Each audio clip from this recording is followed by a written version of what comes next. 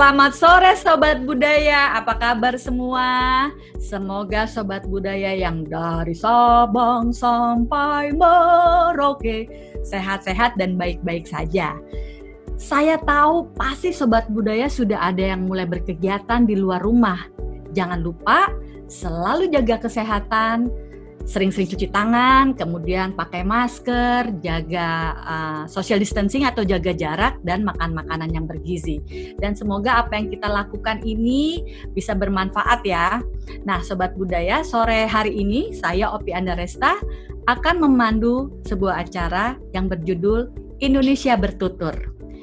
Tema kita sore hari ini adalah Ragam Budaya Lisan Nusantara. Memang budaya lisan Nusantara atau budaya bertutur Nusantara dari Sabang sampai Merauke itu memang banyak sekali ragamnya. Setiap daerah mempunyai karakter atau cara bertutur masing-masing yang sangat istimewa. Inilah yang juga membuat Indonesia kaya dan Indonesia menjadi istimewa. Nah, sore hari ini saya juga sudah kedatangan narasumber penyair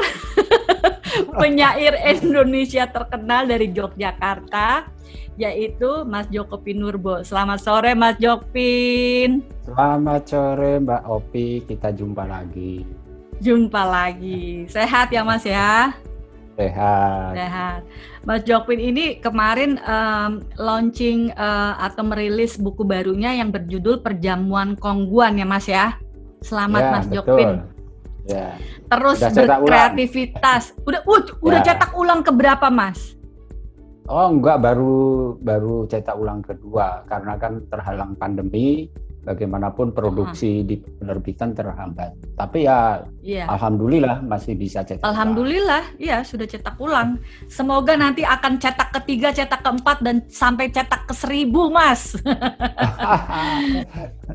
Sobat Budaya, sore hari ini saya juga ketiban rejeki atau dapat rejeki nih. Ya, karena di sini sudah hadir 5 penutur dari berbagai daerah. Ini buat saya rejeki. Rejeki itu bukan hanya urusan kantong atau urusan materi ya, tapi juga ada urusan ilmu atau pertemanan yang bertambah, silaturahmi. Buat saya itu ada rejeki yang tak ternilai. Nah, 5 penutur dari berbagai daerah sudah hadir di sini. Dari Bali, selamat sore Bli Gede Tarmada. Selamat sore. Engken kabare Bli? Becek Mbak Opi. Becek. Bisa di Bali becek. Becek. Becek itu baik becek, ya Bli Mbak Opi. Ya. Sehat baik. ya. Sehat. Ya, kemudian dari Bali saya menuju ke Barito Kuala, Kalimantan Selatan. Ada teman saya yaitu Mas Budi Zakiasani. Selamat sore Kalimantan. Weh, mantap. Selamat sore, Kalimantan Selatan ya. Sehat ya? Sehat. Mas Zaki? Sehat selalu, alhamdulillah. Terus saya akan ke Sumatera. Di Riau ada teman saya, Pak Salman. Salame sore. Selamat sore Pak Salman. Selamat sore juga. Aduh gantengnya Pak Salman. Iya. Sehat semua ya Pak Salman ya. Sehat. Kemudian saya akan ke daerah Jawa Timur, ke Ponorogo. Nih kalau ngomong Ponorogo, saya identik dengan ingetnya nih ya, Reok Ponorogo nih. Reok Ponorogo. Reok Ponorogo. Selamat sore Kak Ucan. Sugeng santan. Mantap. Assalamualaikum. Waalaikumsalam. Piye kabare apik? Alhamdulillah saya apik. Apik tenan. Dan tetangga saya di Jakarta ada Kak Resa. Selamat sore Kak Resa. Sore Mbak Opi, selamat sore. Selamat sore Kak. Selamat sore Bu. Selamat sore Merdeka. Merdeka. Iya Sobat Budaya, itulah teman-teman saya yang buat saya juga rezeki ya, bisa berkenalan dan bersilaturahmi dengan mereka. Kita akan berdiskusi atau berbicara santai, ngobrol-ngobrol santai dengan para penutur yang hebat dan luar biasa setelah yang satu ini.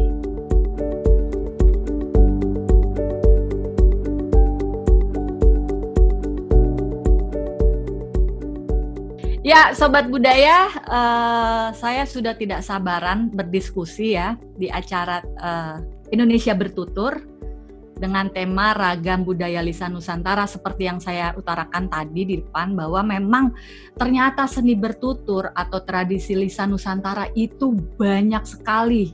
Mereka tradisi lisan ini punya karakter masing-masing, bagaimana menuturkannya, kemudian isi cerita yang biasanya mengambil local wisdom atau kearifan lokal. Saya penasaran sekali mengenai seni bertutur ini. Mas Jokpin, ya, saya mau nanya nih sebagai seorang penyu air, penyair yang sudah malang melintang ya, yang sudah lama sekali di dunia sastra Indonesia ya. Pasti Mas Jokpin melihat seni bertutur ini sangat menarik. Nah, ini termasuk dalam sastra ya Mas ya, jenisnya ya, seni bertutur ini ya? Ya, termasuk sastra, itu sastra lisan. Sastra lisan yang diturunkan dari generasi ke generasi oleh nenek moyang kita. Ya. Mas Jokpin sendiri melihat seni bertutur atau sastra lisan Nusantara ini seperti apa, Mas? Maksud saya gini loh, yang kebanyakan saya dan mungkin generasi milenial tahu gitu ya, sastra itu ya puisi, novel, buku gitu loh. Kemudian sastra lisan atau sastra seni bertutur ini hampir tidak terdengar kalau menurut saya, atau tidak terlalu populer. Gimana menurut pendapat Mas Jokpin? Setuju nggak kalau saya katakan seperti itu, Mas? Ya, sebetulnya sebelum kita mengenal sastra, puisi, cerpen, novel, itu sastra lisan yang diwariskan nenek moyang itu sudah lebih dulu tumbuh dan hidup di masyarakat. Justru dan lebih dulu ya, Mas ya? Lebih dulu. Saya nanti akan ambil contoh yang menarik. Saya ketika merenungkan situasi kehidupan manusia di masa pandemi ini, saya semakin menyadari betapa luar biasanya nilai-nilai kehidupan yang terkandung di dalam cerita lisan, atau sering juga disebut misalnya cerita rakyat. Saya ambil contoh misalnya salah satu jenis cerita rakyat atau sastra lisan yang sangat digemari, yaitu mite atau mitos. Karena saya mitos misalnya, karena saya orang Jogja, saya ambil mitos yang sangat terkenal di lingkungan masyarakat Jogja, yaitu mitos mengenai Nyai Roro Kidul. Oh iya, Ratu Pantai Selatan. Ratu Pantai Selatan. Ya. Nah, itu kalau kita renungkan di saat masa pandemi ini, saya baru menyadari bahwa mitos ini memang diciptakan untuk menyadarkan manusia supaya menjaga hubungan baik dengan alam, dalam hal ini dengan laut. Jadi laut ini harus dirawat, harus dihormati, dipelihara dengan sebaik-baiknya. Kita harus memperlakukan alam ini sebagai sesama makhluk hidup. Oleh karena itu, saya kagum bahwa nenek moyang kita menciptakan berbagai mitos yang tujuannya sebetulnya untuk mengendalikan perilaku manusia supaya tidak bersikap sewenang-wenang dan negatif terhadap alam. Dan COVID-19 ini kan ada unsur kelalaian manusia juga, kejahatan manusia terhadap alam. Makanya diciptakan mitos. Bahkan selain mitos besar seperti Nyai Roro Kidul, saya ingat ketika kecil dan remaja, itu kalau di kampung itu ada pohon besar misalnya, lalu orang tua sering mengatakan, jangan sembarangan main-main di bawah pohon itu karena nanti kesambet. Ada yang kesambet, ada yang bau rekso, ada yang menunggu. Sebetulnya bukan ada penunggunya, sebetulnya yang utama itu biasanya pohon beringin tuh, Mas ya? Pohon beringin, betul. Nah, sebetulnya kan di balik itu ada pesan moral yang sangat bagus supaya orang juga memelihara alam dengan sebaik-baiknya. Jangan ada pohon ditebang seenaknya karena kehidupan kita akan kehilangan keseimbangan kalau alam rusak. Jadi mitos-mitos ini memang diciptakan untuk mengontrol watak dan karakter manusia supaya dia memperlakukan alam dengan baik. Ini salah satu contoh, masih banyak jenis cerita rakyat lain. Ya. Jadi sastra lisan itu sendiri ada cerita legenda, kemudian tadi ada mitos ya, dan cerita rakyat. Ada cerita legenda itu yang terkenal, misalnya kan legenda Tangkuban Perahu, yang cerita tentang sang kuryang yang jatuh cinta pada ibunya sendiri, Dayang Sumbi. Ya. Nah, kalau kita tafsirkan pada saat ini, kita bisa mengambil pesan baru. Kalau saya tafsirkan dari sudut pandang saya sebagai seorang penyu air ya. Penyu air. Legenda Tangkuban Perahu itu saya tafsirkan sekarang sebagai kisah mengenai pudarnya identitas manusia. Karena ibu tidak mengenal lagi anaknya, anaknya tidak mengenali lagi ibunya. Bahkan si sang kuryang juga dia pangling, tidak mengenali kampung halamannya. Jadi cerita tentang Tangkuban Perahu ini sangat relevan untuk menjelaskan kondisi kemanusiaan kita sekarang, di mana dalam banyak hal kita memang kehilangan identitas, atau identitas kita ini menjadi gamang. Nah itu kalau kita tafsirkan, itu luar biasanya sastra lisan atau cerita rakyat, itu memang kita bisa menginterpretasikannya sesuai dengan kondisi aktual kita. Jadi memang dongeng, cerita rekaan, tetapi sangat mengagumkan bahwa nenek moyang kita semacam menyembunyikan pesan-pesan moral yang bagus supaya kita tidak kehilangan orientasi hidup. Begitu. Wah, ini menarik. Tidak kehilangan orientasi hidup melalui cerita ya. Dan setiap daerah memang punya cerita legendanya masing-masing. Kayak di Sumatera Barat, Malin Kundang, ada pesan moralnya. Bahwa anak harus menghormati ibu, tidak lupa sama ibunya, begitu ya. Dan ibu dalam Malin Kundang kan bukan sekedar ibu dalam pengertian fisik, tetapi ibu ini juga ibu budaya, tradisi, kultur asal itu juga tetap penting dihormati. Tadi Opi menyebutnya sebagai kearifan lokal. Itu kearifan lokal. Jadi, kearifan lokal juga.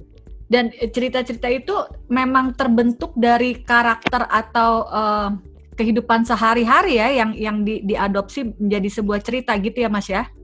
Betul. Kalau contoh yang jelas lagi misalnya fabel ya. Fabel itu cerita yang tokoh-tokohnya binatang.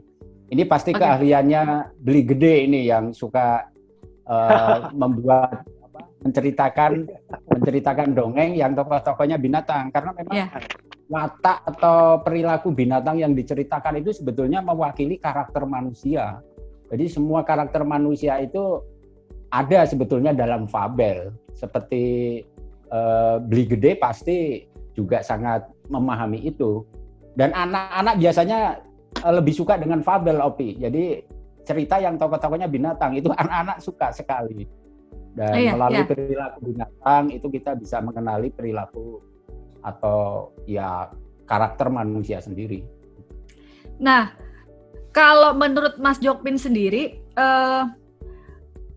di zaman sekarang ini ya, sastra lisan ini masih relevan gak sih? Maksudnya gini loh, sekarang kita kan kalau apa saja kita lewat Google, istilahnya gitu ya. Betul. Kemudian sudah ada misalnya Netflix atau segala sesuatunya sifatnya digital. Saya ingat waktu kecil, saya juga suka diceritakan oleh nenek saya gitu ya. Itu yang buat saya masih ketika menasehati sesuatu gitu ya, dibuatlah cerita oleh nenek saya. Itu yang membuat saya merasa sampai sekarang masih berbekas ya. Kesederhanaan yang sebetulnya buat saya mewah. Nah, apakah anak-anak sekarang ini masih bisa ya menerima tradisi lisan seperti cerita-cerita legenda? Kalau menurut Mas Jokpin bagaimana, Mas? Seharusnya bisa, dan memang tantangannya bagaimana anak-anak yang terlahir di zaman digital ini bisa mengenali kembali cerita-cerita yang diwariskan oleh nenek moyangnya. Karena nilai-nilai yang terkandung di dalam sastra tutur atau sastra lisan itu sifatnya universal. sifatnya universal. Bahkan kalau kita perhatikan misalnya para pembaca sastra dari mancanegara, itu justru menyukai karya sastra yang mengandung unsur-unsur lokal tradisi. yang kental. Oh ya. Tradisi, justru mereka sangat berminat. Mereka tidak akan terkejut dengan sastra yang banyak mengungkapkan misalnya situasi kehidupan zaman modern, karena mereka sendiri sudah mengalami terlebih dahulu. Tapi mereka malah lebih tertarik untuk membaca karya-karya yang memuat kembali berbagai unsur lokal. Justru akan terasa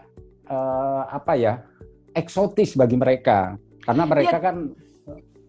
Tapi itu kan bentuknya buku, Mas, bukannya lisan. Ya, nah makanya tantangannya bagi kita bagaimana menghadirkan berbagai karya sastra lisan atau cerita rakyat ini dalam kemasan yang mungkin bisa menyenangkan bagi kekinian, misalnya itu digital seperti yang gitu Opi lakukan sekarang ya, seperti yang Opi lakukan sekarang kan menarik, apalagi kalau nanti dibikin videonya, serial digital. Videonya, ya muatannya tetap cerita-cerita dari tradisi lokal, menurut saya semakin menarik. Saya bahkan punya rumus, semakin eksotis sebuah karya, sebuah cerita, dia akan semakin menarik perhatian. Tetapi semakin generik, semakin umum, hanya mengikuti arus yang sedang berlangsung, mungkin malah tidak menarik. Itu menurut saya. Istilahnya generik, ini menarik sekali. Itu umum itu ya. Iya. Kalau Mas Ucon sendiri di Jawa Timur, apakah anak-anak masih tertarik nih mendengarkan cerita atau bertutur dengan gaya tradisional gitu ya? Cerita-cerita yang diambil, cerita daerah yang diambil dari yang berisikan kearifan lokal. Mereka sebetulnya masih tertarik nggak, Mas Ucon? Masih sangat tertarik sekali, baik legenda, fabel, ataupun cerita-cerita kisah-kisah itu mereka sangat tertarik. Biasanya itu menjelang maghrib ketika mau ke surau, atau waktu ngumpul waktu purnama. Sampai sekarang di daerah saya masih ada seperti itu. Wah, asik banget. Jadi pas bulan purnama anak-anak berkumpul gitu. Ya. Tapi ya kadang-kadang kita buat situasinya, sengaja lampu kita matikan, kemudian memang di kegelapan malam dengan sinar matahari itu akan menjadi sinar bulan. Sinar bulan dengan menggelar tikar itu sudah menjadi sesuatu yang sangat menarik buat anak-anak. Dan mewah, itu sangat mewah sekali, karena sebelumnya mereka hanya pakai handphone, setiap hari mereka disibukkan oleh handphone. Betul. Waduh, saya kebayang itu anak-anak Ponorogo ya, yang dekat rumahnya Mas Ucon ya. Ya. Kalau bulan purnama ngumpul pakai tikar di bawah sinar bulan purnama mendengarkan ceritanya Mas Ucon, ini pasti akan berbekas sampai mereka dewasa nanti. Kapan-kapan saya kalau ke Ponorogo saya mau ikutan nih. Siap. Memang awalnya agak sulit memperkenalkan, mengembalikan mereka kepada budaya lama. Jadi awalnya memang kita iming-imingin dengan jajan. Siapa yang akan dapat jajan. Nah itu awalnya ada iming-iming seperti itu. Lama-lama mereka ketagihan. Oh gitu. Ya. Tapi nggak dapat salam tempel kan ya, dapat amplop.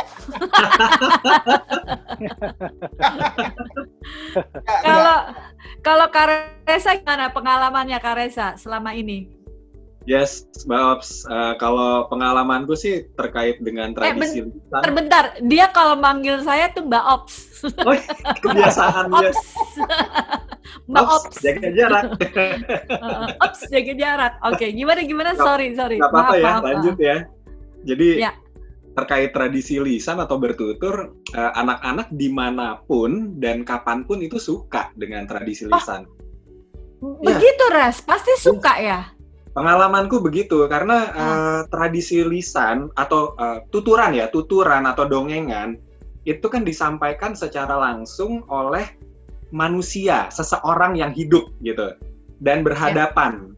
Nah, biar bagaimanapun energi dari si penutur ini akan sangat berbeda dengan energi gadget. Jadi interaksi yang terbangun, anak-anak itu bisa merasakan kehadiran orang tuanya melalui tuturan, merasakan kehadiran si penutur itu dalam dunianya. Bahkan ketika anak-anak bisa menjadi tokoh atau berperan dalam cerita, itu akan menjadi momen yang nggak akan mereka lupakan. Jadi memang ujung-ujungnya adalah juga bagaimana kita cara menyajikan ceritanya ya, cara kita bertutur gitu ya. Ya, itu juga sangat berpengaruh. Dengan gaya yang menarik dan isi ceritanya begitu ya. Kalau menarik mungkin relatif ya, tapi yang paling penting itu menyentuh si anak gitu lah. Menyentuh si anaknya. Nah. Contohnya gimana, Res, maksudnya? Jadi ketika kita ngedongeng, kalau menarik dilihat dari sisi teknik. Tentunya beragam gitu kan. Biasanya kalau orang ditantang dalam tanda kutip untuk ngedongeng, pasti gini, aduh saya nggak bisa mengubah-ubah suara, saya cuma punya suara satu. Nah, itu kan teknik yang akan terlihat keren kalau orang mendongeng dengan beragam suara. Tapi kalau orang bisa mendongeng dengan beragam suara memang keren banget, Mbak Ops. Nah, yang saya maksud bisa menyentuh, nggak semua orang tua yang punya anak kecil itu mampu mengubah suara. Tetapi setiap orang tua mampu menciptakan suasana intim atau hangat sama anaknya. Sesederhana duduk di samping cerita, di samping anaknya, bukan berhadap-hadapan secara langsung, di samping, kemudian dituturkan dengan nada yang lembut gitu. Nggak usah dengan suara yang begitu beragam seperti pendongeng profesional. Itu akan mengena dengan si anak gitu. Jadi ini menarik itu relatif. Bentuk komunikasi antara orang tua ke anak juga ya? Yes, ya sederhananya itu benar. Bentuk komunikasi yang menyenangkan. Ya kan? Bentuk komunikasi yang menyenangkan. Iya betul. Soalnya saya ingat banget anak saya Mas Bejo waktu dia masih umur 5-6 tahun, setiap hari sebelum tidur harus saya ceritain. Jadi saya ngarang sampai kehabisan cerita nih. Cerita Power Ranger lah, cerita pokoknya mengarang cerita Indonesia yang isinya adalah bahwa ya tujuannya adalah ada pesan-pesan positif ya, pesan moral kurang lebih seperti itu. Terus nanti saya tanya juga, kamu di sekolah gitu nggak? Nanti dia mulai bercerita, jadi seperti memancing. Itu kan dongeng ya, maksudnya bukan tradisi tradisi lisan Nusantara yang tradisional. Jatuhnya itu dongeng yang umum. Nah, kalau Pak Salman sendiri sebagai pendongeng atau penutur tradisi, kan Pak Salman gaya bertuturnya adalah gaya gatok atau meratap. Onde mande malelene. Nah, Pak Salman ini yang mendengarkan Pak Salman bercerita siapa nih penontonnya, pendengarnya? Apakah anak atau siapa, Pak? Kalau saya bertutur seperti yang saya akan tampilkan nanti, itu biasanya ditutur ketika kita rindu, kita meratapi, kita di dalam tuh kebanyakan mengenang dan kita kembali ke awal cerita, mengingat-ingat masa dia kecil. Kita andukan. Kalau dia andu itu namanya itu meninak bobokkan anak. Jadi punya beberapa pesan kita sampaikan. Jadi ada yang didengar, ada yang tertarik karena di dalam bahasa untuk menyampaikan banyak bahasa daerah yang tidak dikenali oleh anak-anak milenial sekarang. Iya, betul. Jadi maka mereka tuh tertarik seperti gini.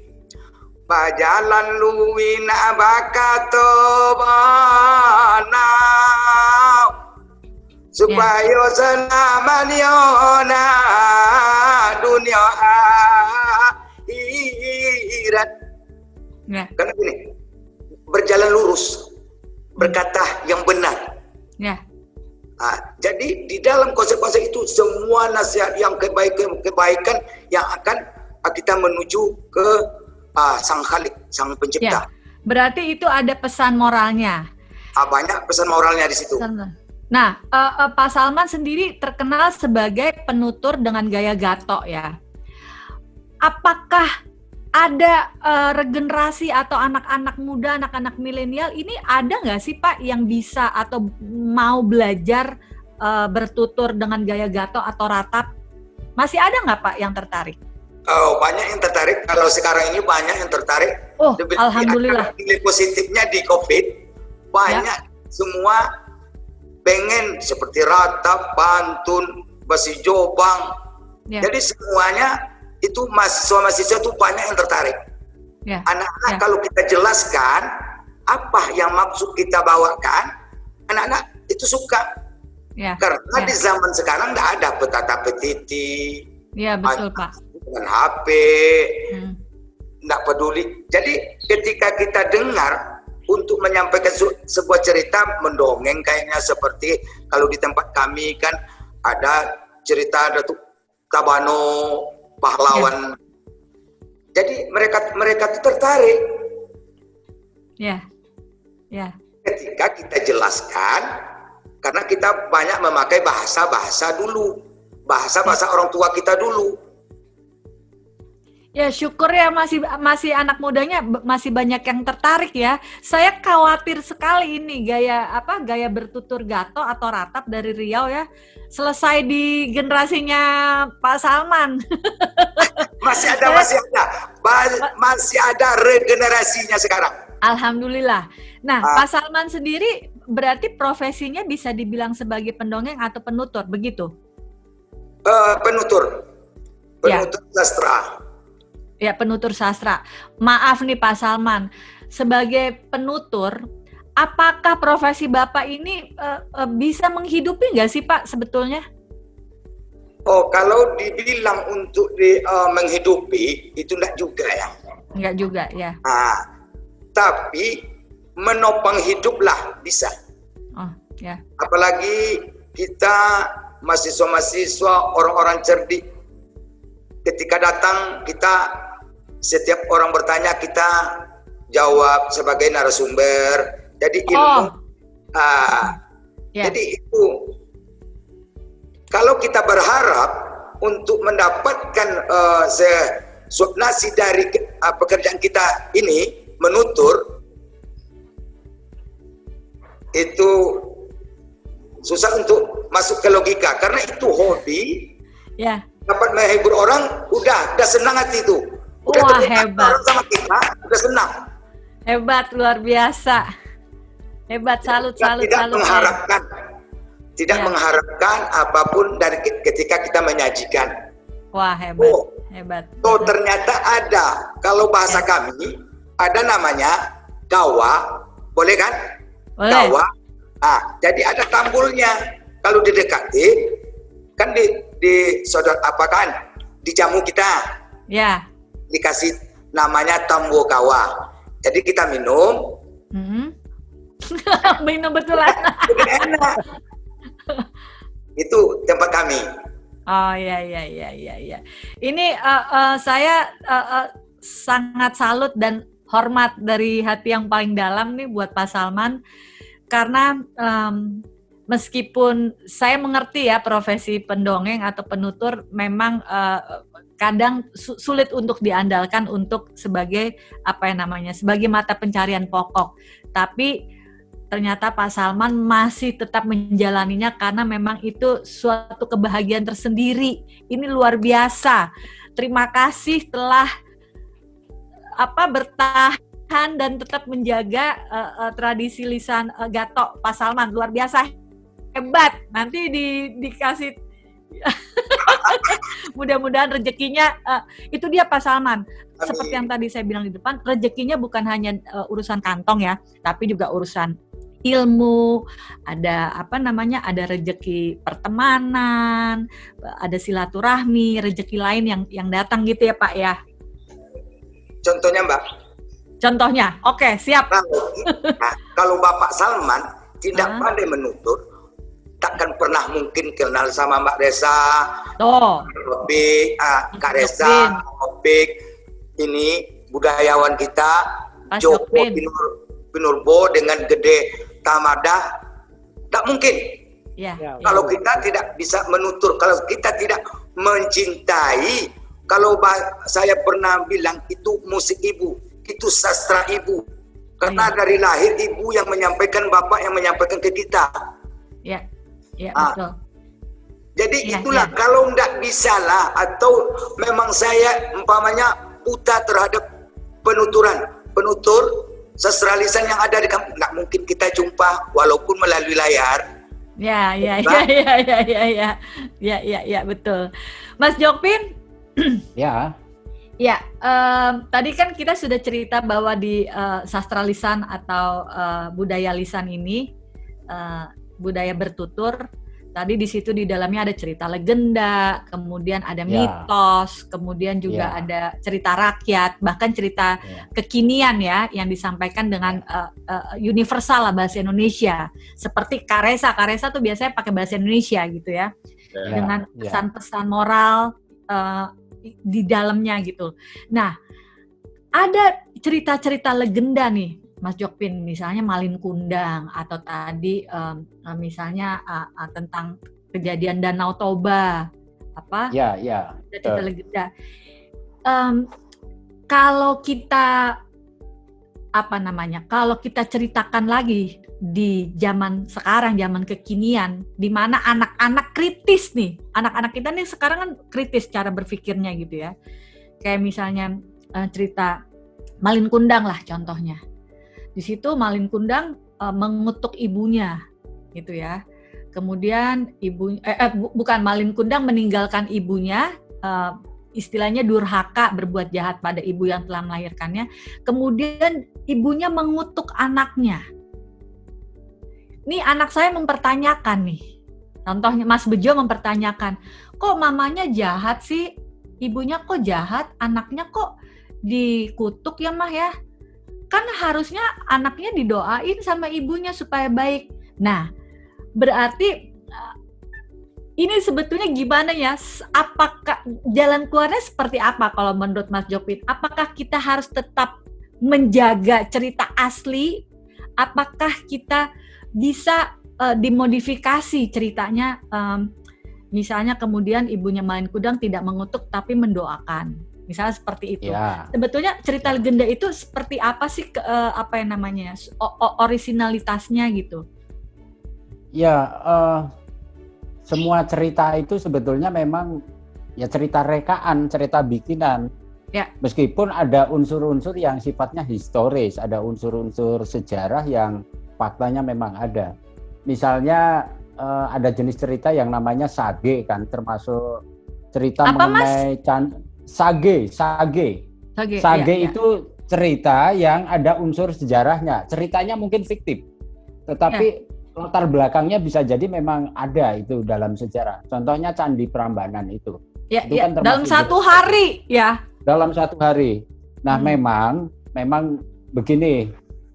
Di dalam cerita rakyat itu memang banyak kejadian kutuk mengutuk. Seperti dalam Malin Kundang kan ibunya mengutuk anaknya menjadi batu. Betul, ya. Terus Sang Kuryang itu kan dia mengutuk perahunya lalu menjadi gunung Tangkuban Perahu. Terus Bandung Bondowoso itu mengutuk si Jonggrang menjadi candi terakhir. Jadi memang banyak kutuk mengutuk.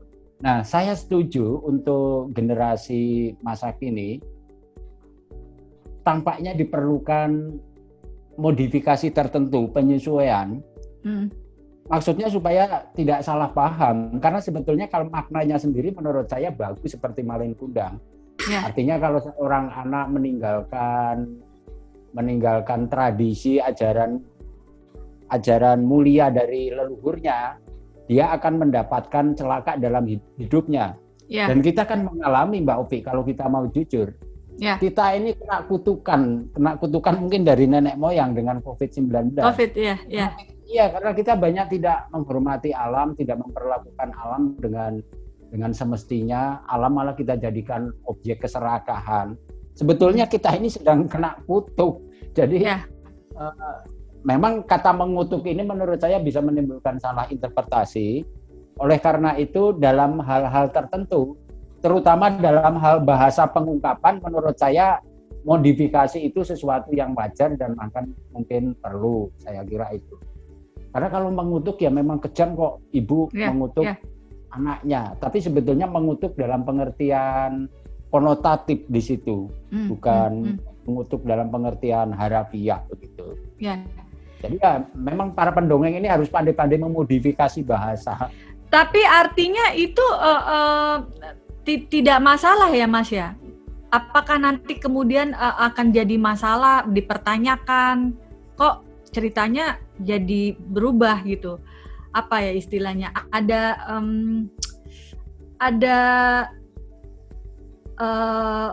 undang-undang atau ada ketentuan khusus gak sih ya Mas ya? Sebetulnya tidak sih. Tapi kan memang di dalam cerita rakyat atau sastra lisan ini memang ada unsur-unsur yang tidak bisa diubah. Terutama cerita rakyat yang berbentuk sage, ada unsur sejarahnya. Seperti kisah mengenai Candi Prambanan, memang pada waktu itu ada yang namanya Kerajaan Pengging, ada Kerajaan Prambanan, dengan tokoh-tokohnya juga sama. Tetapi kan kita tidak tahu bahwa cerita mengenai Jonggrang dikutuk ini benar atau tidak pernah ada data orisinalnya.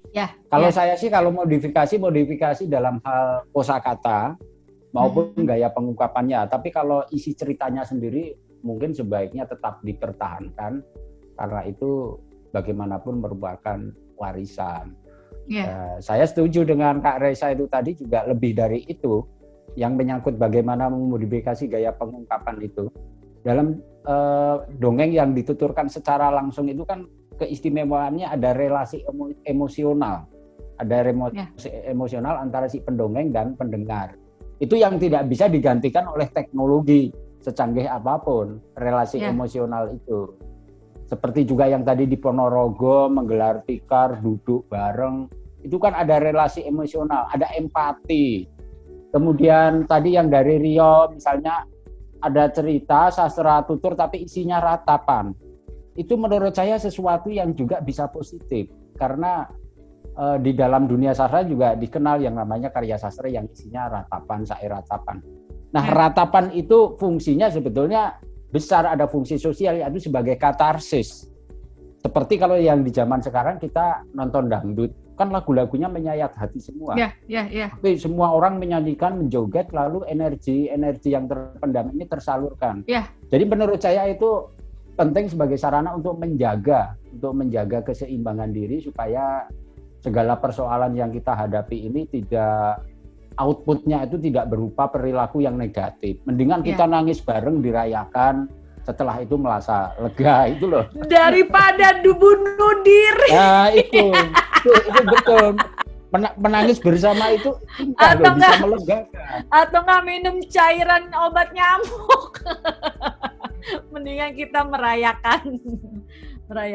Ya betul, jadi sebagai katarsis ya. Kalau Mas Zaki sendiri nih dari Kalimantan Selatan ya, gimana teman-teman atau generasi milenial atau anak-anak di Kalimantan Selatan sendiri masih tertarikkah mendengarkan dongeng Madihin Banjar? Ya, untuk kita memang kalau seingat saya tarik waktu mungkin 10 tahun yang lalu itu pemadihinan atau penutur madihin itu sangat ini ya, sangat susah gitu ya, sangat susah kita temukan. Ya. Nah belakangan sejak kita inisiasi dengan kawan-kawan madihin, beberapa juga ada yang kita dekatkan dengan anak-anak, akhirnya sekarang pertumbuhannya lumayan positif ya. Jadi ada yang madihin Instagram, jadi lewat Instagram dia mengolah ya. Akhirnya publikasi dan penyebarannya jadi lebih bisa menjangkau lebih jauh gitu ya. Saya rasa juga seni ataupun sastra lisan kita juga teknologi juga kita bisa gunakan dengan positif ya. Betul. Dengan tujuan yang baik agar dalam menjangkau generasi yang milenial itu mungkin lebih mudah dan juga dalam sajian yang menarik, saya rasa juga penting. Ya. Kalau di Madihin Banjar sendiri, cara bertutur Madihin Banjar ini menggunakan bahasa Indonesia atau bahasa lokal, Mas Zaki? Kalau bahasa yang digunakan memang bahasa Banjar, tapi juga ya tidak menutup kemungkinan dengan bahasa lain. Saya juga sah-sah saja karena Madihin pun bisa juga digunakan dengan bahasa Inggris, bahasa Arab, ya. Konteksnya bagaimana. Dalam hal ini saya akan menggunakan dengan bahasa Indonesia. Oh ya, itu isi ceritanya biasanya apa saja? Cerita legenda kah, mitos kah, kebanyakan atau karakter dari Madihin Banjar sendiri?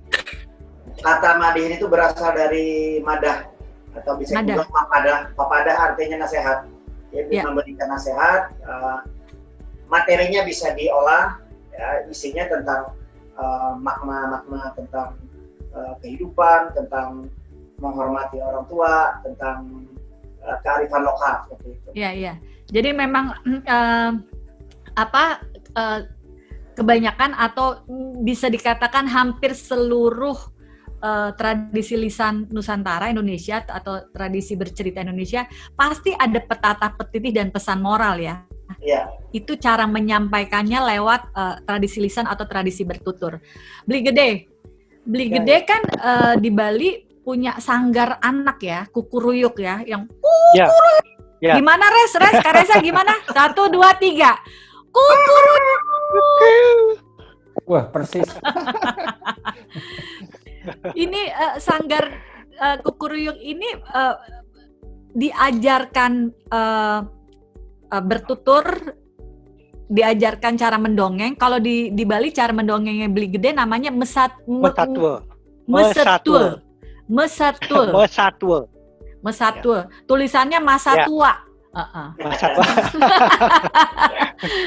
Dibacanya masa tua. Dibacanya mesatu. Anak-anak tertarik nggak sih belajar mesatu? Seperti yang disampaikan oleh teman-teman Kak Reza, ada Pak Salman, ada Bang Jokpin. Yang berubah itu cara penyampaian, tapi isinya sama. Nah, kami juga melakukan hal yang sama di Bali. Tradisinya kan Mesatu. Jadi Mesatu itu dikaitkan dengan cerita Bali, cerita legenda atau mitos menggunakan bahasa Bali.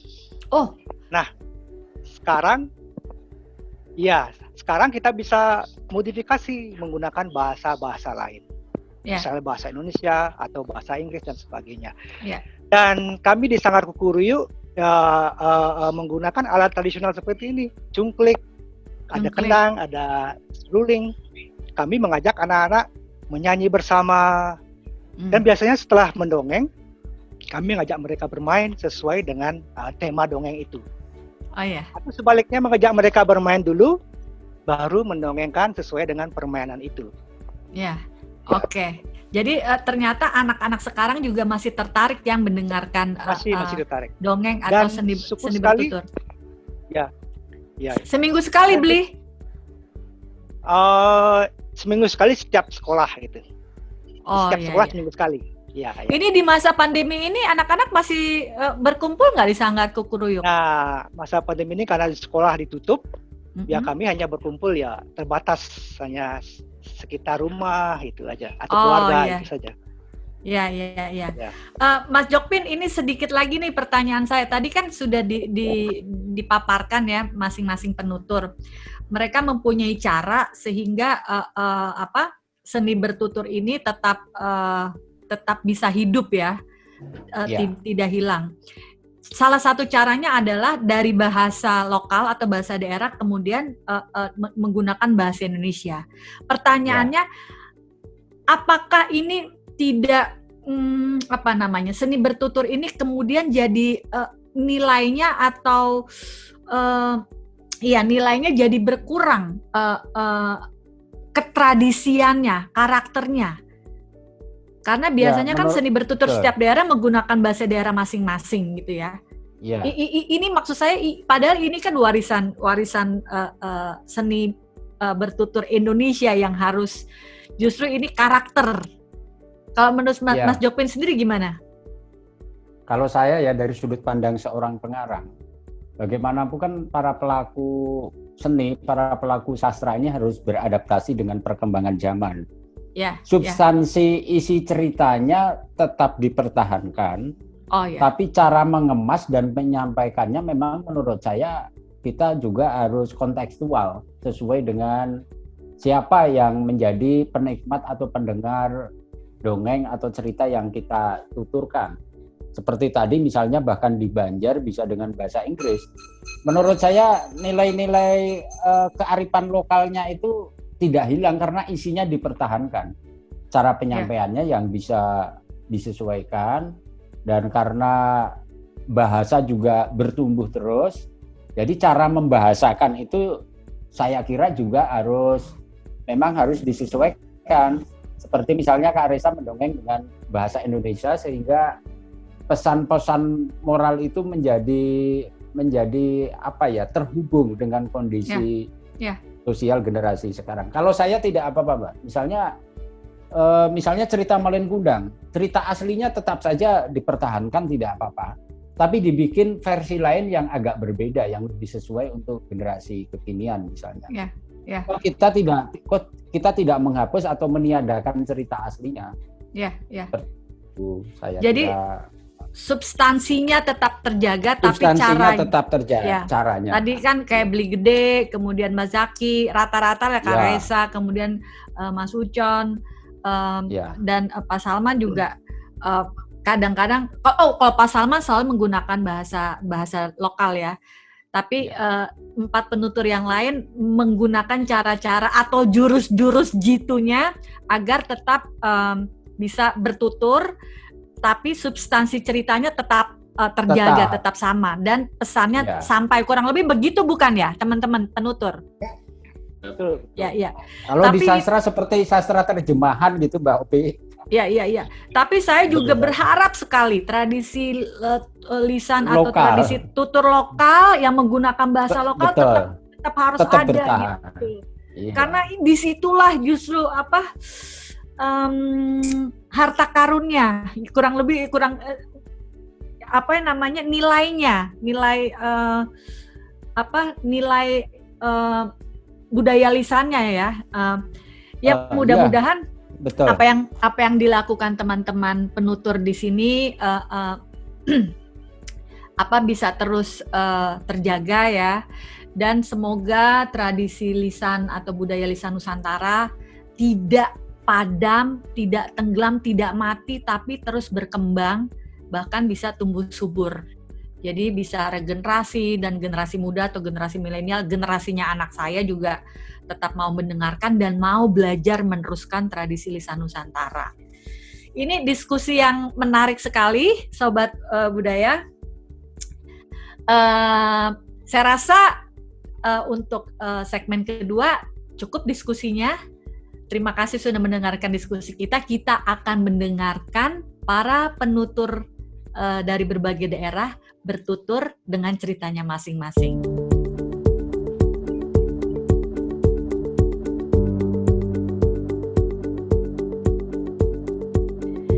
Ya, Sobat Budaya, ini adalah segmen yang ditunggu-tunggu karena saya juga sangat penasaran bagaimana para penutur ini akan bertutur dengan karakter dan cerita dari daerah masing-masing. Untuk yang pertama, saya akan mendengarkan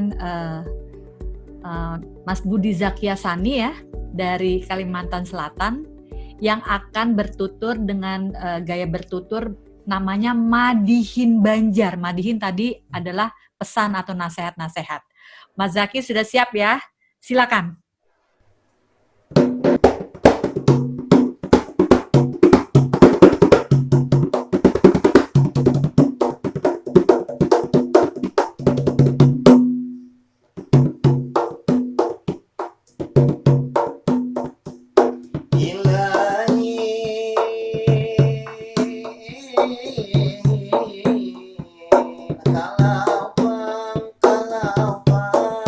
Kalau pang,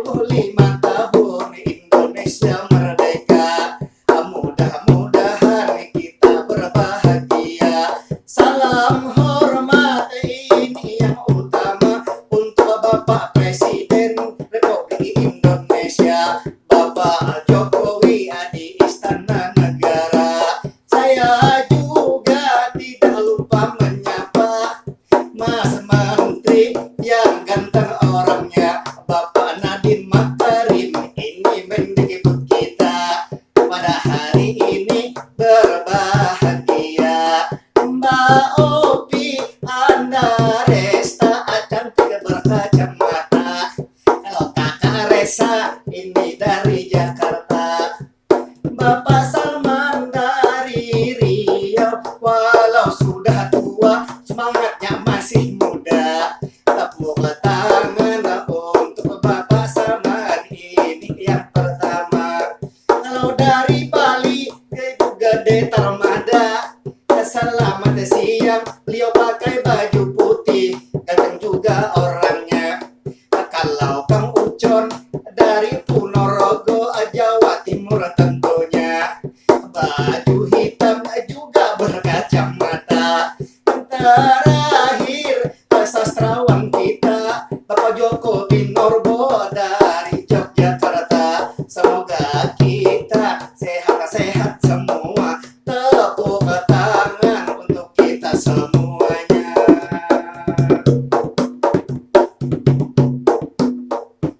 Semuanya.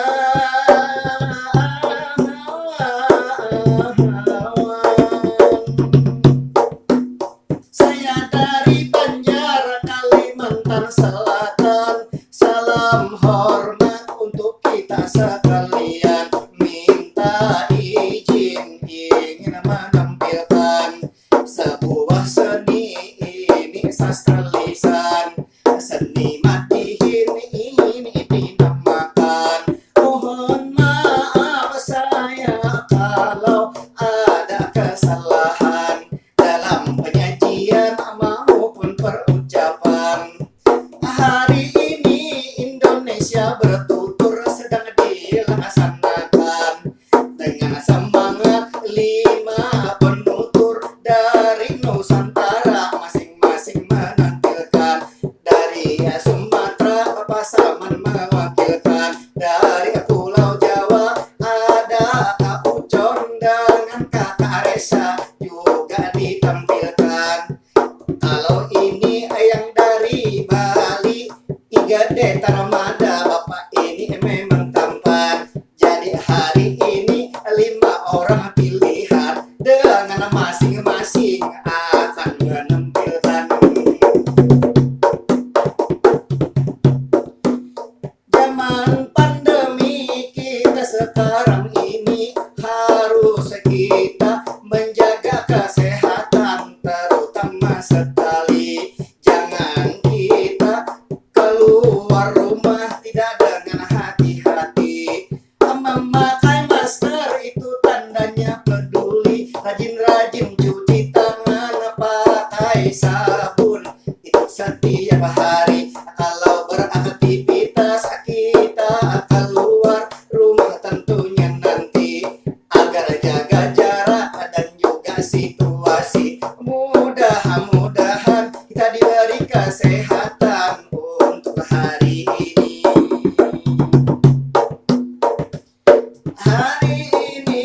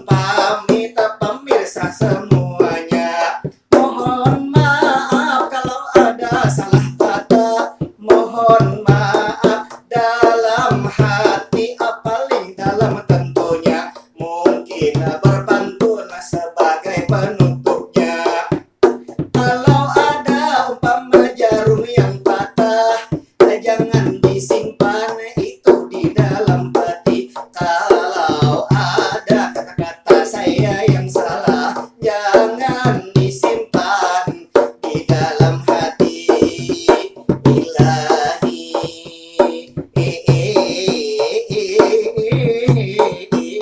Madihin langsung berhenti.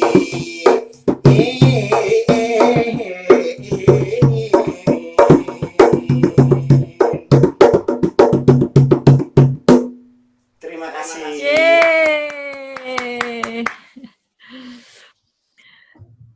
Mas Zaki, Ya, itu tadi Madihin Banjar. Jadi sebetulnya gaya bertuturnya tuh bernyanyi ya, iya, dengan dilakukan.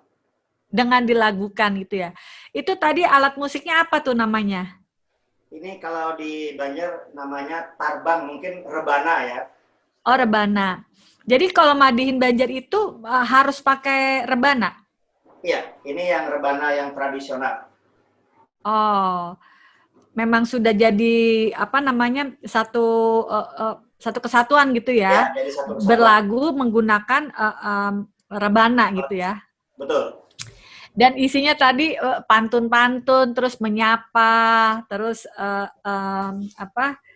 Mungkin bisa juga nanti diberikan nasihat-nasihat ya, seperti yang tadi Madihin itu kan pesan atau nasihat gitu ya. Ya, ini menarik sekali, Sobat Budaya, seni bertutur dari Kalimantan Selatan yang namanya Madihin Banjar gitu. Biasanya juga pakai bahasa Banjar ya, Mas Zaki ya. Ya. Oke, Sobat Budaya, saya juga akan mengajak Sobat Budaya untuk mendengarkan penutur berikutnya, yaitu dari Bali. Itu dari Bali namanya Beli Gede Tarmada. Jadi Beli Gede Tarmada ini akan bertutur dengan gaya mesatul dari Bali. Menggunakan ini alat musik yang dari bambu. Kalau saya bilangnya rindik atau cungklik. Cungklik ya. Cungklik ya. Beli sudah siap ya? Siap. Silakan.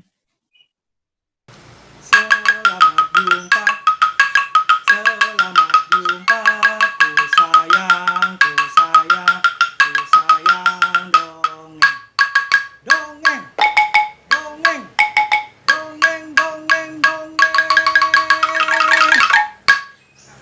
Ya, selamat jumpa pecinta dongeng. Sekarang saya akan mendongeng sebuah cerita rakyat dari Bali berjudul Pangeran Cicing Gudik. Cicing artinya anjing, gudik artinya tak berbulu. Ia tak berbulu karena menderita kudis. Nah, ceritanya seperti ini. Pada suatu hari si Cicing Gudik ini sangat kelaparan karena dia tak punya tuan. Dia tak makan berhari-hari. Kemudian ia pergi ke pasar untuk mencari sisa-sisa makanan di tempat sampah. Setiba di pasar, ia melewati sebuah warung makan. Ia melihat beberapa orang sedang makan dengan nikmatnya. Oh, enak sekali jadi manusia. Betul-betul enak jadi manusia. Aku ingin jadi manusia. Itu pikirnya.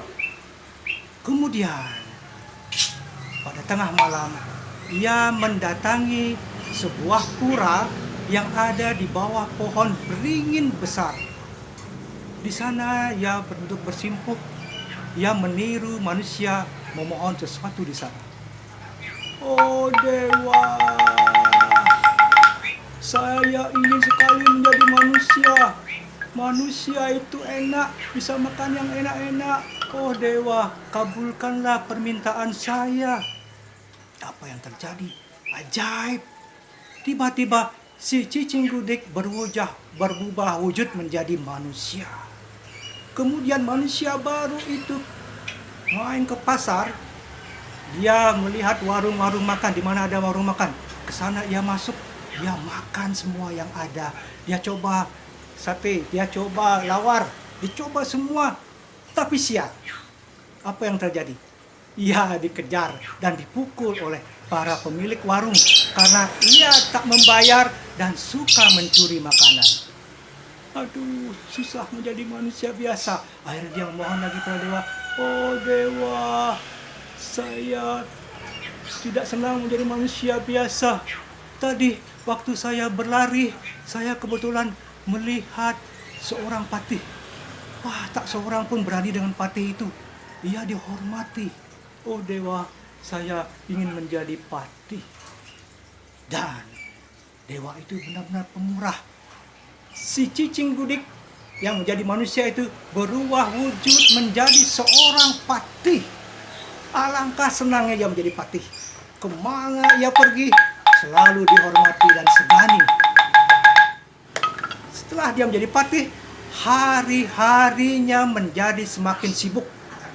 Ia selalu dipanggil oleh raja. Bahkan tengah malam sekalipun. Lalu dia mengeluh, oh, betul-betul susah menjadi patih, tak bisa tidur, tak pernah beristirahat. Lalu dia menghadap ke dewa itu lagi. Oh, dewa, hamba salah memilih. Maksud hamba mau jadi raja bukan patih. Kabulkanlah permintaan hamba. Itu kata si patih yang berasal dari Cicing Gudik. Ya, dewa itu benar-benar pemurah. Si patih itu berubah menjadi raja. Raja antah berantah. Oh, alangkah senang dia menjadi raja. Apa yang dia inginkan, tinggal memerintahkan orang. Dan orang itu akan melaksanakannya. Dan akhirnya pada suatu ketika, datanglah beberapa orang patih. Seorang patih melaporkan bahwa telah terjadi pemberontakan di dekat perbatasan. Patih yang kedua melaporkan telah terjadi kelaparan di beberapa daerah akibat gagal panen. Patih yang ketiga melaporkan di negara tetangga telah terjangkit wabah COVID-19 yang dikhawatirkan akan menyebar ke daerah ke negeri antah berantah. Semua patih-patih itu mengharapkan petunjuk dan perintah dari raja. Lalu bagaimana Raja Cicing Gudik itu? Aduh, betul-betul susah menjadi raja. Aduh. Kemudian di tengah malam, Cicing Gudik yang menjelma menjadi raja itu kemudian menghadap dewa. Oh dewa, maafkanlah dewa, ini permintaan saya yang terakhir. Saya ingin menjadi seorang pangeran kecil. Karena pangeran kecil itu sangat disayangi, selalu dilayani dan dimanja oleh pelayan istana. Dan dewa itu benar-benar sayang kepada Cicing Gudik. Segera dia berubah dari raja menjadi seorang pangeran kecil. Alangkah senangnya dia. Hari-harinya begitu indah di istana. Hingga pada suatu ketika sang raja menemuinya. Hai, anakku, putra mahkotaku, suatu saat nanti kau akan menggantiku menjadi raja. Karena itu bersiap-siaplah dirimu dengan baik dengan belajar yang giat. Ya, sejak saat itu Pangeran Cicing Gudik sangat sibuk dengan kegiatan belajar. Namun tak satu pun pelajaran yang mampu diserap. Dia adalah jelmaan dari anjing kudis yang bodoh dan malas. Hingga pada suatu ketika sang guru marah karena kesal dengan kebodohan Pangeran Cicing Gudik. Apa yang dia lakukan? Pangeran Cicing Gudik memperlihatkan gigi-giginya seolah-olah ia adalah anjing galak yang mau menggigit.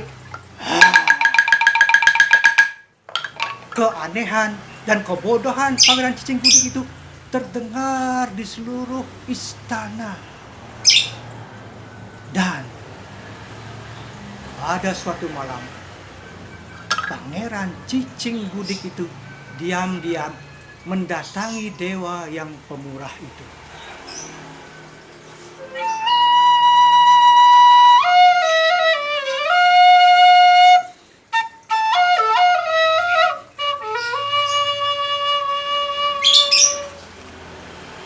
Oh, dewa yang pemurah, ampun beribu ampun. Hamba sudah menjadi apapun. Sekarang hamba mohon dewa yang pemurah, kembalikanlah diri hamba menjadi anjing si cicing gudik. Lalu apa yang terjadi? Beberapa bulan kemudian terdengar kabar ada seekor anjing menggagalkan pencurian di pasar. Anjing itu adalah si cicing gudik yang pernah menjadi pangeran itu.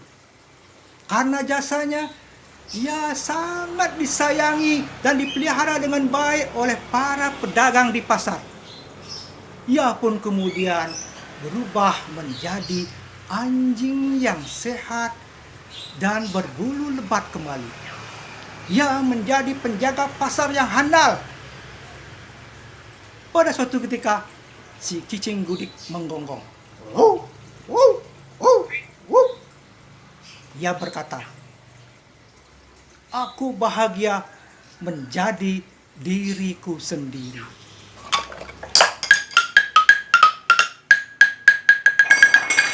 Terima kasih.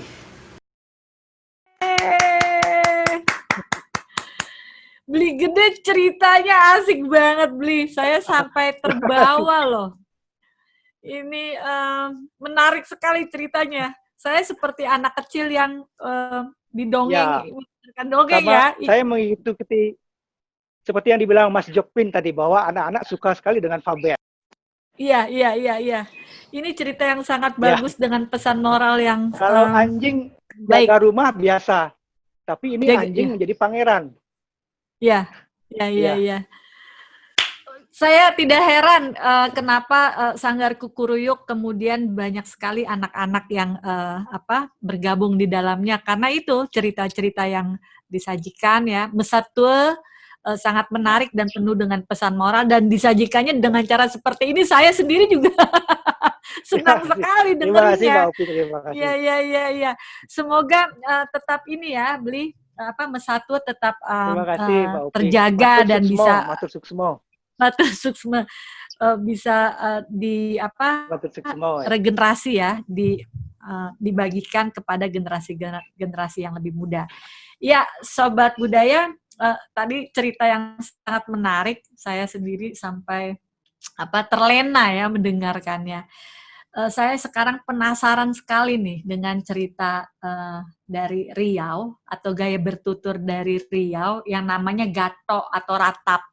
Ini gaya meratap ya, kayak ya meratap ya, bahasa Indonesia meratap gitu ya. Akan dibawakan Pak Salman. Silakan Pak Salman.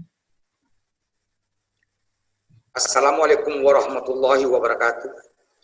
Ampun kepada Allah, salawat kepada Nabi, minta maaf dengan banyak. Kami diminta untuk berbilang menutur sastra lisan budaya Nusantara.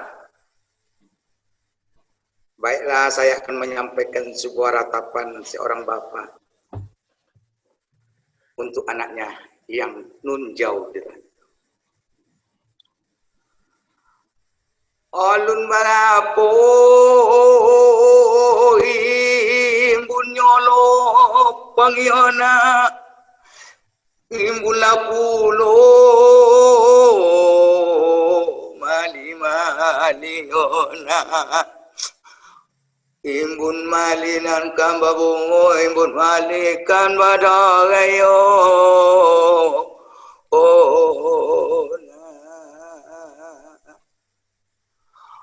alun malapuyo na rindu nyopot tang sayang rindu lapulo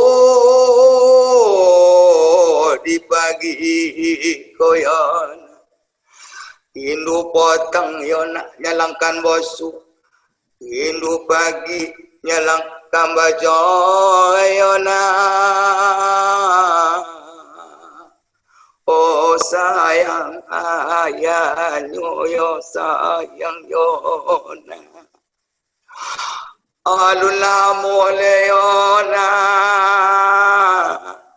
masih takonang le ayah le nak waang wakatu itu oyanan katonan waang yona. Ambo nak mantau yona nyak mau banasi yona nyak maalio makan dari ubi kabagi yona. Apa segala pesan ayah sampaikan ke waang yona. Ala 3 tahun bamusim yona. Sacari kusure Indo mana usati tio tinta Indo nan sampai potang la bosuran jo kawan wa angsa mo barangke yona apo kotonyo oyung nang katonyan ayah lewang bosuran nana apa yoyung apo kata 1 tahun yang lalu yona lay bosu yo pak. Tapi obat lah itu pindah dayan bakojo tompek nang lain. Apa barasuang wi jantung ayayona. Oh nak sayang ayahnya di mana waang kini yona.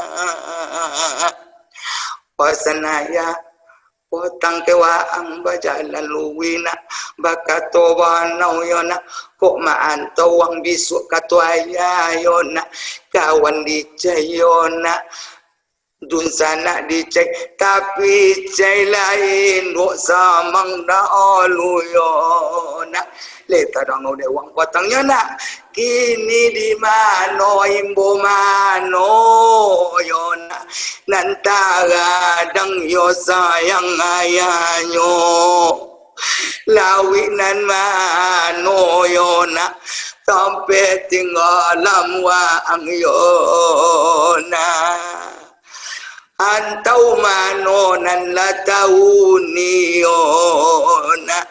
Oh yona uswi yona di ujung jalan babaliok lah kapan ke jalan nak sonang pulau ayah maulang jojak yona.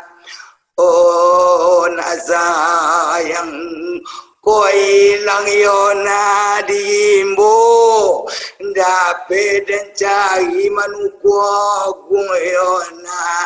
Kau hilang wang diantau kau sose wang diantau yona. Potang laya babi tahu ke wang yona. Kau lah sose wang diantau yona musajikan wang cai yona. Minta maaf ke Allah Ta'ala yona supaya selamat yona dunia akhirat yona. Oh nak sayang ayahnya orang baga ayahnya orang nodo ayahnya babilo waangkan pulang yona lomang bakorak nan labasa diong pakai pucuk ubi nan suko waang tio tahu naya sadiokan yona oi sa yang ayahnya tadang ngau jual suara orang asokkan suara waang tadang ngau jual minyak aun orang yana aso waang yunan kan tibo tapi ditengok hari bayok bulan bayok yona indo joang pulang doyona. Oh nak kau hilang wang dilawi biarlah dan timbo nak tapi hilang di matu yona kamano dan cari yo tampan ayahnya. Terima kasih. Wah, terima kasih Pak Salman. Pak Salman, itu yang baru saja Pak Salman tuturkan ya. Gaya gatok itu biasanya Pak Salman menuturkannya atau menampilkannya di acara-acara seperti apa Pak? Dulu kalau meratap itu kan biasanya spontanitas yang terjadi di daerah kami. Iya. Tidak semua orang yang bisa meratap. Karena yang orang yang merasakan kesehariannya. Iya. Begitu tinggi tingkat kepedulian seorang ayah terhadap ke anak. Jadi biasa ditampilkan itu namanya pengenalan budaya kearifan lokal di tempat kami, itu yang ditampilkan. Oh, jadi kalau misalnya ada acara-acara seperti 17 Agustus atau acara misalnya acara kawinan atau apa, ada nggak Pak budaya bertutur rato ditampilkan? Karena ratap ini adalah agak sensitif juga ya kalau didengar apa ini. Biasanya kami meratap tuh anak yang tak pulang. Udah tuh ketika dia mau menikah. Menikah besok turun dari tangga yang 5 itu ibaratnya turun. Ibaratnya itu biasanya diratapi, tapi ratapnya itu pesan semua biar dia macam-macam di tempat istrinya karena jangan dipermalukan keluarga. Jadi semua petata petiti diajarkan nasihat bagaimana mengolah sebuah bahtera itu disampaikan. Menggunakan gato. Menggunakan cara gato ini. Berarti disampaikan seorang ayah kepada anak, kurang lebih seperti itu gitu ya? Ya, begitulah. Jadi ada apa Pak? Kematian. Oh iya. Itu gawat. Iya gawat. Gawat itu Pak, gawat itu singkatan dari gajah makan kawat Pak. Ya, karena itu sampai pingsan tuh. Oh iya. Oh ada gato untuk kematian juga ya Pak ya? Ya, tapi isinya itu pujian-pujian semua. Dengan tadi kalau yang tadi pesan berbuat baik, berjalan lurus, pokoknya yang kebaik-baik aja. Tapi kalau yang meratap untuk kematian biasanya itu dikenang jasanya, kebaikannya, kegantengannya, semua dibaca di dalam ratap. Oh, wah ini seni bertutur yang sangat menarik sekali. Terima kasih Pak Salman. Terima kasih telah tetap menjaga seni bertutur gato ini. Semoga tidak pernah mati nih gato ini ya Pak ya. Salam hormat buat Pak Salman nih. Penutur berikut adalah Kak Resa dari Jakarta. Sudah berapa kali nih Kak Resa bekerja sama lah ya bersama saya juga. Kak Resa ini seni bertuturnya diberi judul oleh dirinya sendiri, namanya Bertualang Dalam Cerita. Biasanya Kak Resa menggunakan bahasa Indonesia dan dengan tema-tema universal yang penuh dengan pesan yang sangat positif. Silakan Kak Resa. Oke, terima kasih Mbak Ops, terima kasih teman-teman semua. Saya bangga banget hari ini bisa gabung bersama penutur-penutur hebat. Karena saat ini saya juga akan berbagi cerita. Di sebuah tempat ada seorang anak yang hebat dan suka bermain. Namanya Timun Mas, anak yang sangat pintar. Selain pintar, dia juga pemberani. Timun Mas adalah seorang anak yang sehat, badannya kecil, tapi larinya sangat cepat. Dia selalu juara ketika bermain lomba lari bersama teman-temannya. Dan hari itu, Timun Mas bermain petak umpet. Dia bersembunyi di balik pohon besar, dan teman-temannya tak bisa menemukan. Saking lamanya bersembunyi, Timun Mas sampai ketiduran.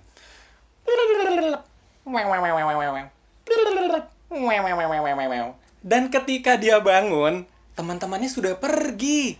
Dan Timun Mas pulang ke rumah. Ketika tiba di rumah, dia menyapa ibunya. Namun ibunya terlihat sangat sedih. Ibu kenapa sedih sekali? Wajahnya kok begitu? Biasanya ibu selalu tersenyum. Ibu senyum dong.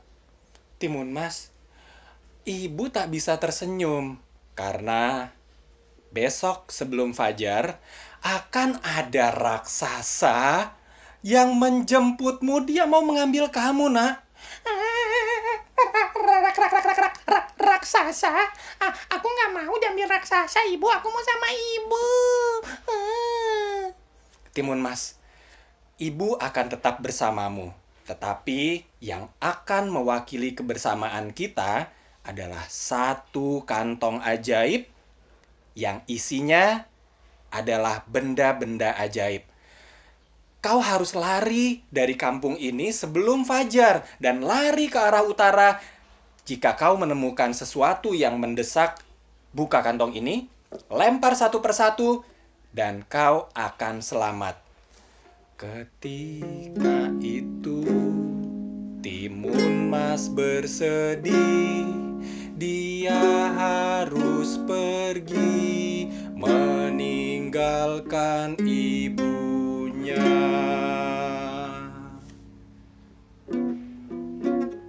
Timun Mas pergi menuju utara. Dia membawa kantong yang berisi benda ajaib dan dia berlari dengan kencang. Dan ketika itu terdengar suara, "Hei, Timun Mas, aku akan menangkapmu. Kau bisa lari tapi tak bisa lepas dariku."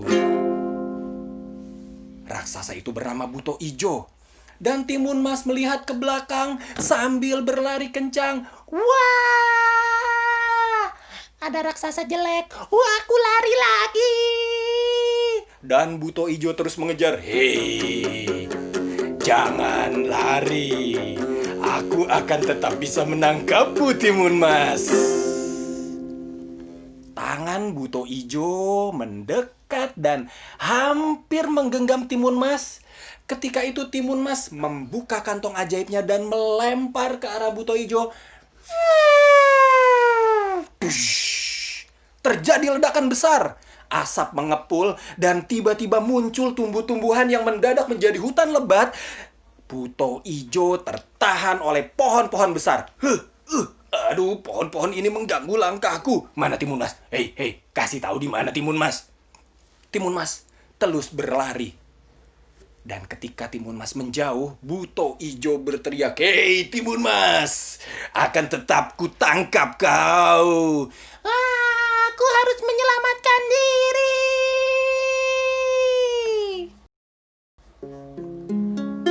Ketika itu, Buto Ijo terjebak di dalam pohon-pohon besar di hutan yang lebat.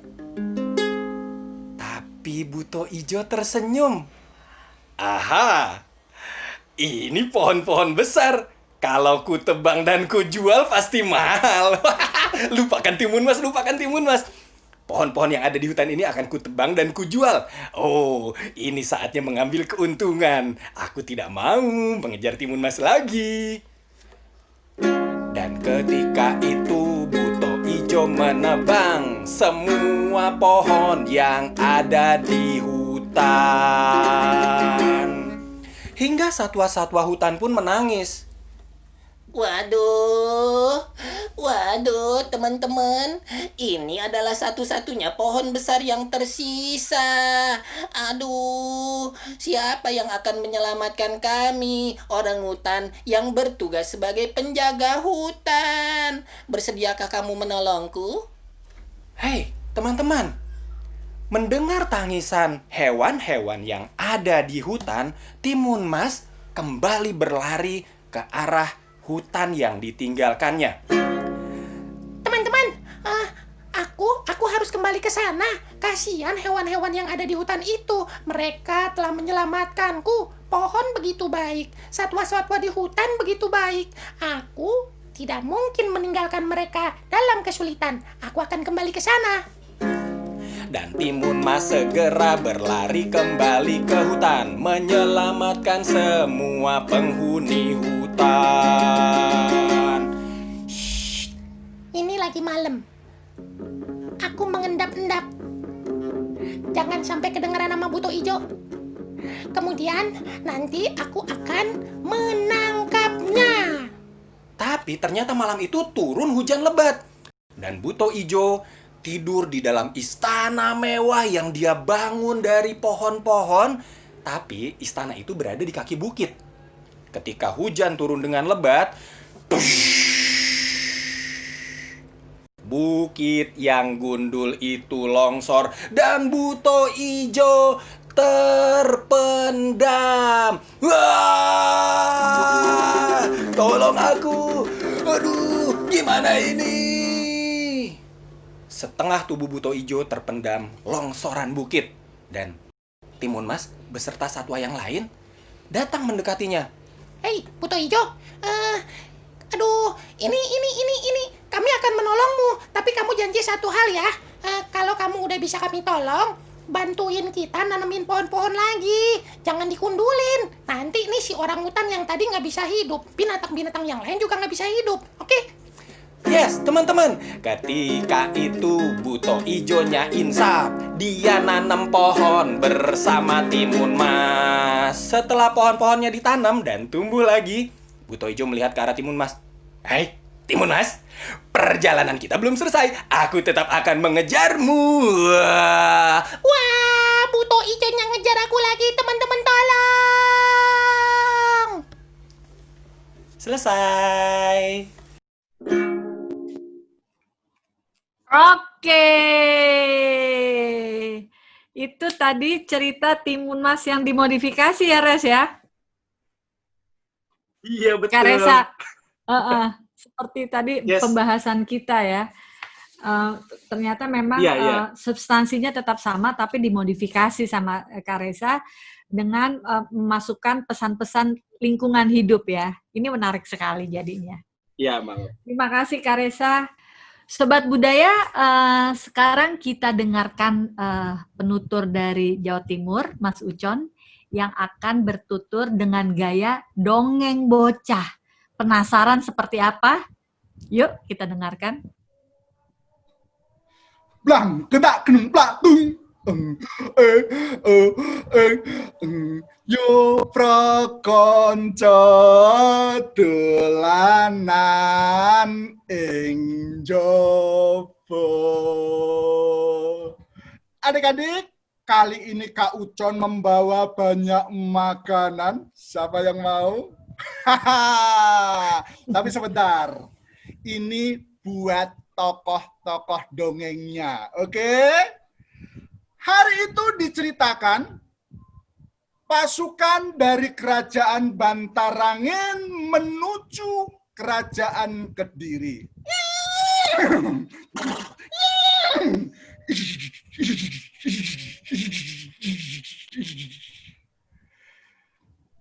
Seluruhnya ada 140 kuda yang kembar dengan berbagai macam warna. Hari itu mereka mengantarkan Prabu Klono Suwandono untuk melamar dan mengikuti sayembara di kerajaan Kediri untuk mendapatkan Dewi Songgolangit. Berhenti. Perkenalkan, saya Prabu Klono Suwandono. Selain membawa kuda-kuda 140 kuda, ada juga seniman-seniman musik, juga ada warok-warok jagoan yang mengawal saya.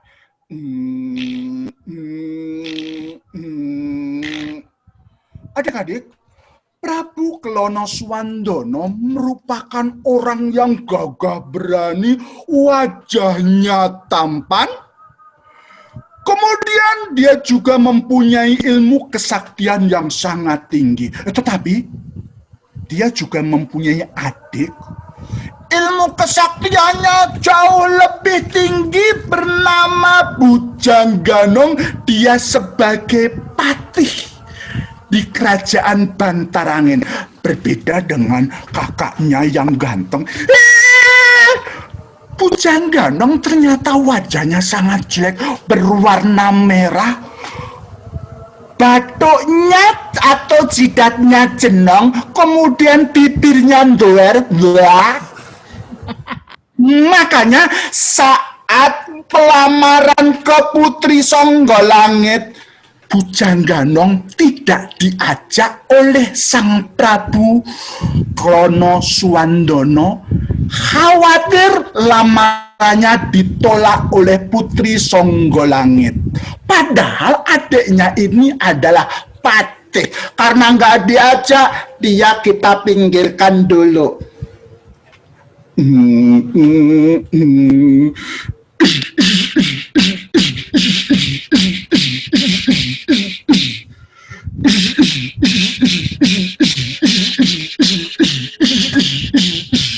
Pasukan berbaris saat memasuki hutan yang sangat lebat sekali.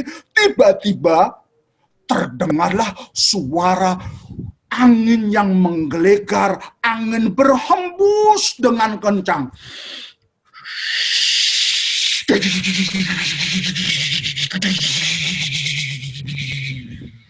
Ada dentuman yang sangat besar, dan dari asap yang membubung tadi keluarlah orang yang berwajah sangat buruk sekali. Dia bernama Singobarong. Saya rampok. Berhenti, pasukan Bantarangin. Perkenalkan siapa kamu dan kenapa kamu memasuki wilayah saya. Hutan di wilayah Wilis, Gunung Wilis. Saya Pak Prabu Klono Suwandono, jangan menghalangi jalan kami. Lihat, pasukan kami sangat banyak, kamu bisa dikalahkan. Tidak bisa. Kamu harus mati. Dan seluruh harta yang kamu bawa, saya rampas. Dan adik-adik, terjadilah pertempuran yang sangat sengit.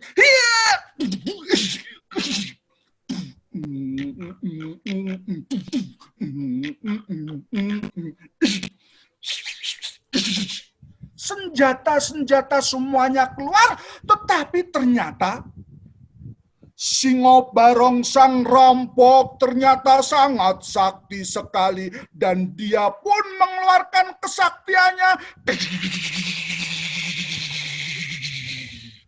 Dia berubah menjadi harimau, dan Prabu Klono Suwandono dikalahkan. Ketika kalah itulah dia berteriak-teriak kepada adiknya yang lebih sakti yang saat itu ditinggal olehnya dan masih berada di kerajaan Bantarangin. Tolong aku, adik Pujangganong. Tolong adik Pujangganong, aku kalah sama Singobarong. Dan ternyata suara batin antara kakak adik itu terdengar oleh Pujangganong. Dan tiba-tiba Pujangganong langsung menuju ke hutan secepat kilat.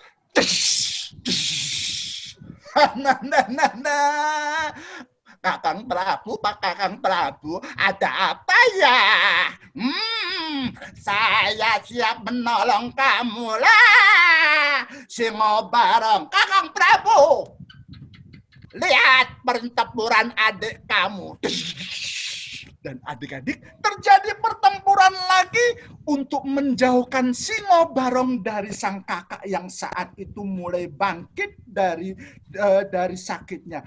Dan sang adik memberikan cemeti bernama Samandiman kepada kakaknya. Dan dengan cemeti itulah dia memukul Singobarong. Singa yang besar dari kesaktian Singo Barong tadi berubah wajahnya, tubuhnya menjadi tubuh manusia, tetapi kepalanya tetap kepala singa.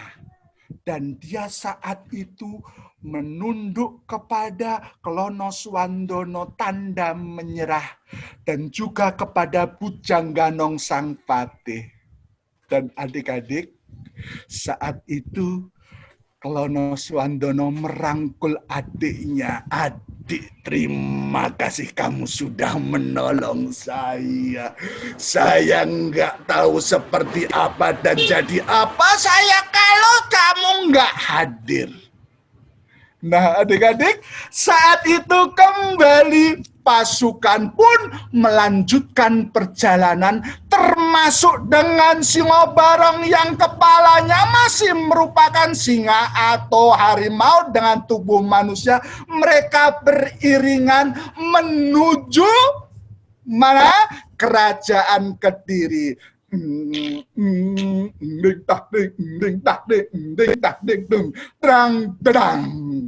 adik-adik, demikianlah ceritanya awal mula Reog Ponorogo, dan ternyata dalam kondisi apapun jangan pernah melupakan saudara. Karena sejelek-jeleknya saudara ada kebaikan, dan sebaik-baiknya saudara tetap ada kekurangannya. Terima kasih. Dadah. Mas Ucan jadi gaya berceritanya dongeng bocah ini sangat ekspresif ya. Kayak gitu ya. Oh, semangat banget. Terus itu nanti setelah selesai kuenya diapain, Mas? Dibagikan.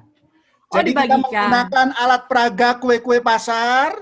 Dan memang kita menggunakan beberapa, sedangkan yang lain sudah kita siapkan. Kadang-kadang itu nasi kayak nasi tumpeng, tapi nanti sudah kita siapkan bungkusan-bungkusan yang kayak nasi kucing gitu, nanti dibagikan bareng-bareng gitu. Nanti dimakan bareng-bareng di situ gitu. Asik banget di bawah bulan purnama mendengarkan dongengnya Mas Ucon yang sangat ekspresif, kemudian pulang-pulang dapat nasi dan dapat kue, saya juga mau. Matur suwun Mas Ucon. Sama-sama. Sobat Budaya, demikianlah acara Indonesia Bertutur kita sore hari ini dengan tema Ragam Budaya Lisan Nusantara. Memang ternyata budaya lisan Nusantara itu sangat beragam, bermacam-macam, dan sangat kaya dengan karakter yang sangat kuat.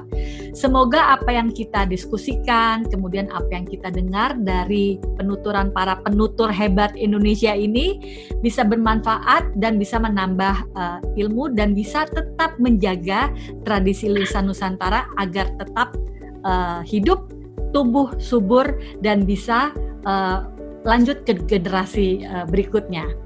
Saya Opi Andaresta sebagai pembawa acara berterima kasih kepada Kemendikbud, juga kepada budaya saya, dan tentu saja kepada penyair Mas Joko Pinurbo dan 5 teman penutur Nusantara yang luar biasa. Ingat selalu jaga kesehatan dan tetap cinta Indonesia. Selamat sore. Merdeka.